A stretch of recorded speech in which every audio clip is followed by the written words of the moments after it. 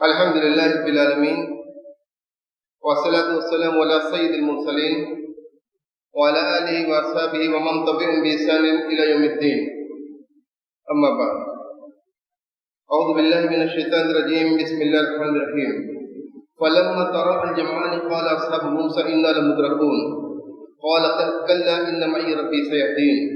فأوحينا إلى موسى أن اضرب بعصاك البحر فانفلق فقال كل فرق كالطود العظيم.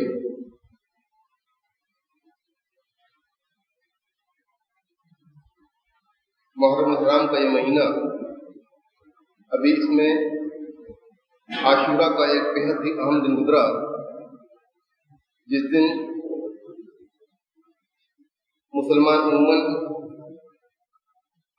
روزہ رکھتے ہیں، جو کہ نبی کریم صلی اللہ علیہ وسلم کی سنت ہے، اور اس تعلق سے وہ اللہ رب العالمین کی ایک بہت ہی عظیم پیغمبر پیغمبر حضرت موسیٰ علیہ السلام کی سیرت کو یاد کرتے ہیں. قرآن کریم کے اندر اللہ رب العالمین نے اپنے انبیاء و رسول کا بہت کثرت سے بیان کیا ہے. انبیاء کی یہ باتیں قرآن کریم کے اندر جو بیان کی گئی ہیں، اس سے مقصود یہ ہرگز نہیں ہے کہ ان کے واقعے کو سنا دیا جائے اور لوگ بطور قصہ کے ان کو سنیں. قرآن کریم یہ اللہ رب العالمین کی کتاب ہے، جو کتاب ہدایت ہے.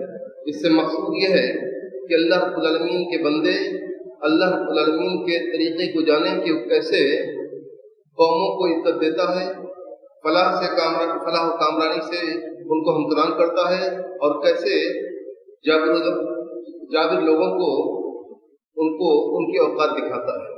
یہ سارے واقعات قرآن کریم کے اندر موجود ہیں، بہت سارے انبیاء کے.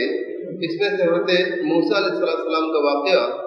بہت تفصیل سے بیان کیا گیا ہے. ان کی زندگی سے پیشتر کیا کچھ ہوا، اور پھر کس انداز میں اللہ رب العالمین نے ان کی نگہداشت کی بچپن میں، پھر اس وقت کے بادشاہ کے گھر تک ان کا پہنچنا، وہاں پرورش پانا، ساری واقعات کی پوری تفصیل قرآن کریم کے اندر موجود ہے. ان تفصیلات کے اندر اگر ہم غور کریں گے تو اپنے لیے ہدایت کا بہت بڑا سامان اور بہت بڑا ذخیرہ پائیں گے. اس لیے کہ اللہ رب العالمین نے اسی مقصد سے قرآن کریم کی بہت ساری صورتوں کے اندر یہ بیان کیا ہے. سورہ بقرہ سے جو واقعہ بیان کیا جاتا ہے تو آخری پارہ تک کی بعض صورتوں کے اندر حضرت موسیٰ علیہ السلام اور فرعون کے واقعے کو بیان کیا گیا ہے. فرعون اس زمانے میں، حضرت موسیٰ علیہ السلام کے زمانے میں جو فرعون تھا، دراصل ہوتا یہ تھا کہ مصر کا جو بادشاہ ہوتا تھا حضرت موسیٰ علیہ السلام کے زمانے میں، اس سے پہلے وہ فرعون کہلاتا تھا. اس کا نام فرعون نہیں ہوتا تھا، لیکن وہ سب کے سب فرعون کہلاتے تھے. جس طرح سے کسرا اور قیصر کہا جاتا تھا ایران اور روم کے بادشاہوں کو، اسی طرح مصر کا جو بادشاہ ہوتا تھا اسے فرعون کہا جاتا تھا. یہ اپنے ظلم و ستم کے بارے میں، استبداد کے بارے میں یہ مشہور اور بہت ہی بدنام شخص تھا، اور بڑا ہی ظلم ڈھاتا تھا، خاص کر بنی اسرائیل کے اوپر. انہیں وہ غلام بنا کے رکھتا تھا اور سب نیچا کام ان سے لیا کرتا تھا. تو جب حضرت موسیٰ علیہ السلام اس کے پاس اللہ رب العالمین کا دین اور دین کے پیغام لے کر آئے، دعوت دین لے کر آئے، تو اس کے پورا واقعے کی تفصیل اس قرآن کریم کے اندر بیان کی گئی ہے. یہاں مقصود صرف آخری واقعہ بیان کرنا مقصود ہے، جس تعلق سے ہم لوگوں نے اس دن روزہ رکھا ہے، محرم کی 10 تاریخ کو اور 9 تاریخ کو جو روزہ رکھا، تو اس کا تعلق جو ہے ایک عظیم واقعے سے ہے، جس کا بیان آپ لوگوں نے سنا ہے اور آپ سبھی جانتے ہیں، اس لیے کی بارہ سنتے ہیں. ایک حدیث کے اندر نبی کریم صلی اللہ علیہ وسلم کا حضرت عبداللہ بن عباد رضی اللہ عنہ بیان کرتے ہیں کہ نبی کریم صلی اللہ علیہ وسلم جب مدینہ تشریف لائے ہجرت کرنے کے بعد، تو دیکھا کہ یہاں کے یہود جو ہیں وہ روزہ رکھتے ہیں عاشورہ کے دن، یعنی محرم کی 10 تاریخ کو. تو دریافت کیا کہ یہ کیا ماجرا ہے، تم لوگ روزہ کیوں رکھتے ہو؟ حالانکہ نبی کریم صلی اللہ علیہ وسلم مکی زندگی میں بھی روزہ رکھتے تھے اور نبوت کے پہلے بھی روزہ رکھا کرتے تھے، اور جب یہاں آئے تب بھی انہوں نے روزہ رکھا تھا. تو ان لوگوں نے بیان کیا کہ ھذا یوم صالح نجی اللہ فیہ موسیٰ وبنی اسرائیل من عدوہ، یہ ایک بہت ہی اچھا دن ہے. ایک دوسرے حدیث کے اندر آتا ہے یوم عظیم کہا ان لوگوں نے. اس میں اس حدیث کے اندر ہے یوم صالح، ایک بہت ہی اچھا دن ہے جس میں اللہ رب العالمین نے موسیٰ اور بنی اسرائیل کو ان کے دشمنوں سے نجات دلائی تھی. پسند اس لیے حضرت موسیٰ نے اس دن روزہ رکھا تھا. صحیح مسلم کی حدیث میں آتا ہے فصام موسیٰ شکرن، یعنی شکر، اللہ رب العالمین کا شکر بجانے کے لیے انہوں نے روزہ رکھا تھا. تو نبی کریم صلی اللہ علیہ وسلم نے فرمایا انا احق بموسیٰ منکم فصامہ وامر بصیامہ، میں تم لوگوں کی بنسبت حضرت موسیٰ علیہ السلام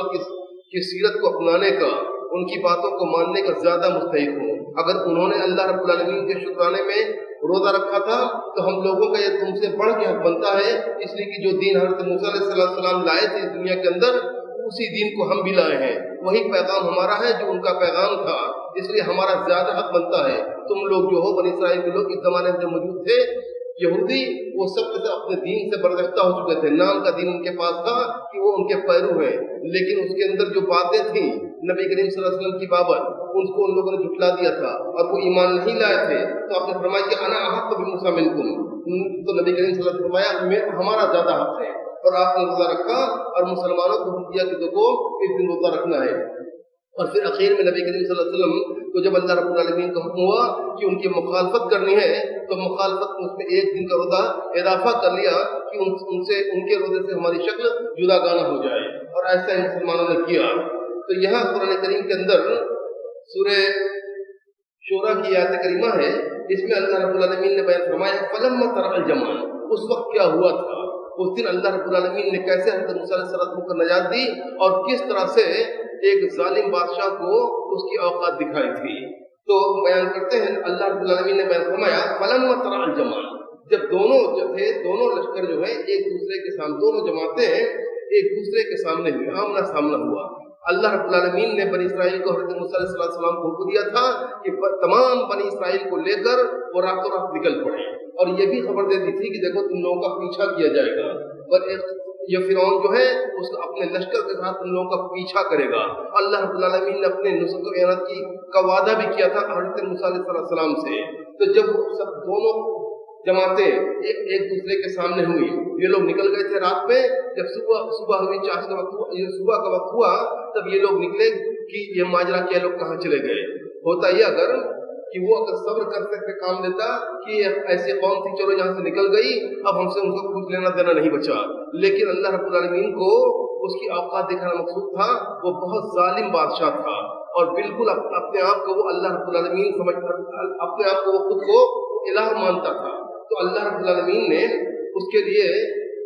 یہ چال چلی، ان کو نکالا رات میں، اور یہ جو لوگ ان کے پیچھے پہنچے، جب ہوا یہ قال اصحاب موسیٰ انا لمدرکون، جب لوگوں نے دیکھا حضرت موسیٰ علیہ السلام کی قوم نے، بنی اسرائیل نے، کہ لو اب تو یہ لوگ آ گئے، اب ہم پکڑ لیے گئے۔ یہ اتنی ڈری ہوئی قوم تھی، ان کے پاس کوئی طاقت نہیں تھا، کوئی سر و سامان نہیں تھا، اور دوسری طرف وقت کا ایک بے حد ہی ظالم بادشاہ تھا جو پورے لاؤ لشکر کے ساتھ یہاں آیا ہوا تھا۔ تو ان لوگوں نے کہا انا لمدرکون، اب تو ہم پکڑے گئے۔ قال کلا ان معی ربی سیہدین، حضرت موسیٰ علیہ السلام نے فرمایا کہ دیکھو ہرگز نہیں، ایسا ہرگز نہیں ہو سکتا، میرے ساتھ میرا پروردگار ہے جو راستہ نکالے گا، وہ بتائے گا کہ ہمیں کیا کرنا ہے اور کیسے اس مشکل سے ہم لوگوں کو نکلنا ہے۔ ایمان دیکھیے حضرت موسیٰ علیہ السلام کا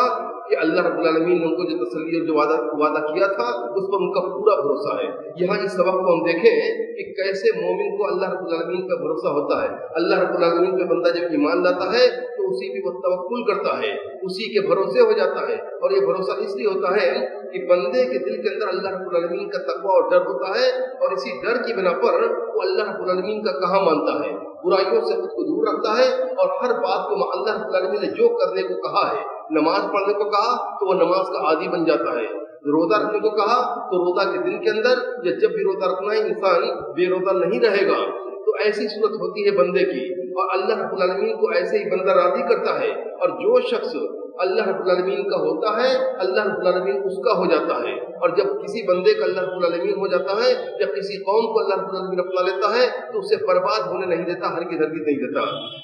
جب نبی کریم صلی اللہ علیہ وسلم ہجرت کی تھی اس موقع پر بڑی مشکل گھڑی جب آئی تھی، حضرت ابوبکر رضی اللہ عنہ ان کے ساتھ تھے، تو انہوں نے کہا کہ اب کیا ہوگا، ہم کو یہ لوگ دیکھ لیں گے، اب ہم پکڑ جائیں گے۔ تو اس وقت اللہ رب نبی کریم صلی اللہ علیہ وسلم نے ان سے کہا ما ظنک باثنین اللہ ثالثہما، حضرت ابوبکر رضی اللہ عنہ سے نبی کریم صلی اللہ علیہ وسلم فرمایا کہ دیکھو اس دو شخص کے بارے میں تمہارا کیا خیال ہے جس کے ساتھ تیسرا اللہ ہے۔ جب نیک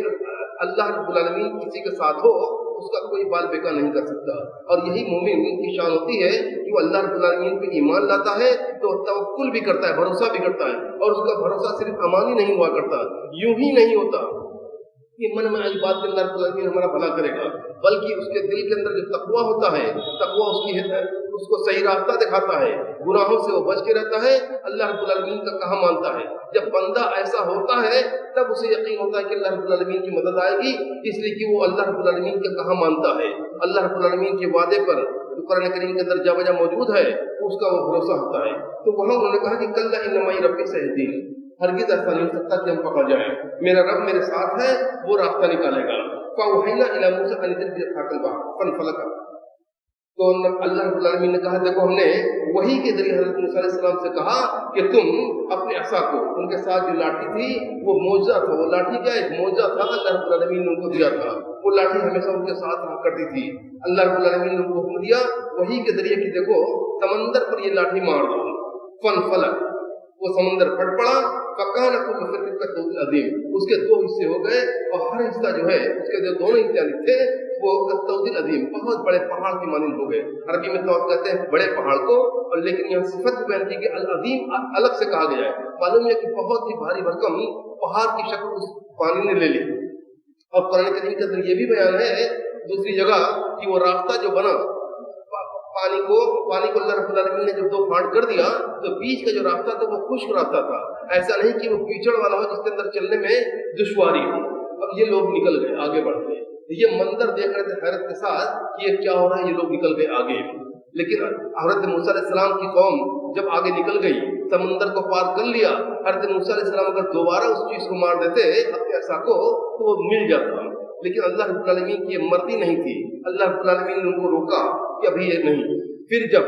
دیکھا ان فرعون نے، ان کی قوم نے کہ یہ لوگ سب کے سب نکل گئے آگے، تو اس کی بھی ہمت اور جرت ہوئی، اللہ رب العالمین نے اس کے دل میں ڈالا کہ تم لوگ بھی نکل پڑو، تم لوگ ان کا پیچھا کر دو، وہاں تک ان کو پکڑ لو گے۔ اور وہ اپنی پوری قوم کے ساتھ پورے لشکر، یہ ایسا لشکر تھا کہ اس میں خود فرعون تھا اور فرعون کے گھر کے سارے بڑے لوگ تھے اور اس کے سارے وزراء تھے اور بہت بڑی تعداد میں اس کا لشکر تھا۔ یہ لوگ جب اس کے اندر آ گئے، سمندر تھا، پورے جب یہ لوگ آ گئے اللہ رب العالمین کا حکم ہوا، وہ پانی پھر سے پانی ہو گیا، سمندر پھر سے سمندر ہو گیا ٹھاٹھے مارتا ہوا، یہ سب کے سب لوگ اس کے اندر ڈوب گئے۔ تو یہ چیز کو ہم سامنے رکھیں کہ اللہ رب العالمین کی قدرت کتنی عظیم ہے، وہ جو چاہتا ہے ہوتا ہے اور جیسے چاہتا ہے ہوتا ہے۔ قرآن کریم کے اندر ان کے واقعے کو مختلف صورتوں کے اندر بہت تفصیل سے بیان کیا گیا ہے۔ وہ اغلقت ہم الآخرین، جو ان کا طود العظیم جب ہو گیا بڑے پہاڑ کی مانند، تو یہ دوسرے لوگ تھے، یعنی حضرت فرعون کی جو قوم تھی، فرعون لوگ اور ان کی لشکر جو تھا ان کو اللہ رب العالمین نے آگے کیا، وہ لوگ بھی آگے آ گئے۔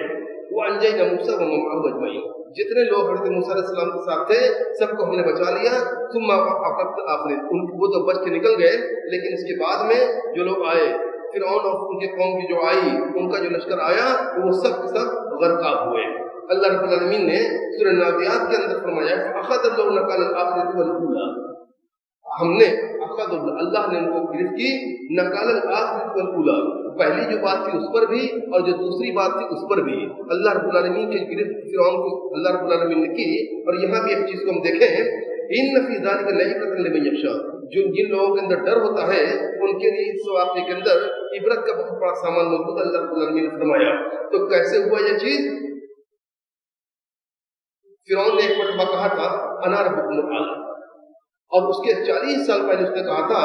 ما علمت لکم من الہ غیری۔ فرعون نے جب حضرت موسیٰ علیہ السلام دعوت لے کے آئے تو اس نے کہا کہ میں اپنے علاوہ تم لوگوں کو کوئی معبود نہیں جانتا، پہلے تو اس نے یہ بات کہی تھی۔ تو اللہ رب العالمین نے اسی کو کہا کہ پہلی بات پر اس کی گرفت کی، یہ بات تو جو اس کی تھی یہ اتنی بڑی تھی کہ اسی وقت اللہ رب العالمین کا عذاب اسے کھیل لیتا، لیکن کچھ نہ ہوا، نہ آسمان سے کوئی عذاب آیا نہ زمین پھٹ کے نکل گئی، ایسا کچھ نہ ہوا۔ اللہ رب العالمین مہلت دیتا ہے، اس دنیا کے اندر جن لوگوں کو مدد ملتی ہے وہ ہرگز نہ سمجھے کہ ہم اللہ رب العالمین کی گرفت سے بہت دور ہیں یا بچ جائیں گے۔ اللہ رب العالمین مہلت دیتا ہے، اور فرعون جیسے جابر شخص بھی مہلت دیا اور بہت لمبی مدت تک اس کو مہلت دی، جبکہ اس کا جرم بہت بڑا تھا۔ اس نے کہا تھا کہ میرے علاوہ میں تم لوگوں کو کوئی معبود نہیں جانتا، یعنی خود کو اس نے معبود کہا اور کہا کہ میرے علاوہ کوئی اور معبود ہے ایسا میں نہیں جانتا۔ اور پھر اس کے بعد حضرت عبداللہ بن عباس رضی اللہ عنہ کی حدیث آتی ہے، مفسرین نے اس کا بیان کیا ہے کہ اس سے 40 سال بعد اس نے کہا کہ انا ربکم الاعلی، کہ میں تم لوگوں کا سب سے بڑا